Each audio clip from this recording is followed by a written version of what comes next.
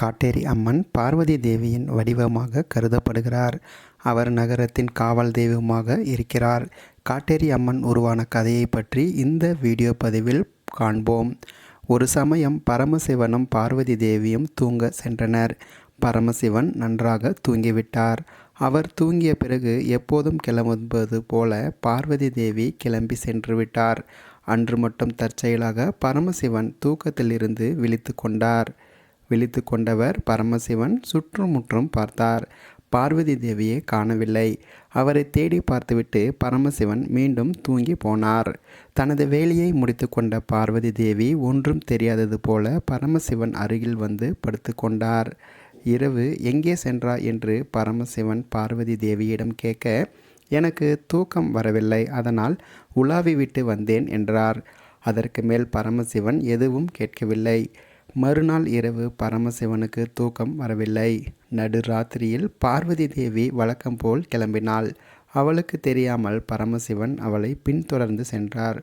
பார்வதி தேவி சுடுகாற்றுக்கு சென்று விகாரமான உருவம் எடுத்து அங்கிருக்கும் பிணங்களை எடுத்து சாப்பிட்டாள்.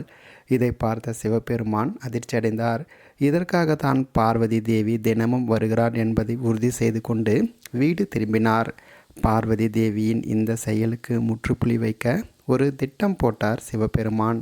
பார்வதி தேவி செல்லும் சுடுகாட்டு வேளையில் அகலமாகவும் ஆழமாகவும் ஒரு குழியை தோண்டினார்.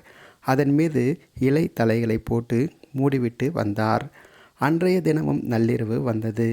பார்வதி தேவி சுடுகாட்டிற்கு புறப்பட்டார். சிவபெருமானும் அவரை பின்தொடர்ந்தார். மிகவும் ஆர்வமாக சென்ற பார்வதி தேவி அங்கிருந்த குழியில் விழுந்தார்.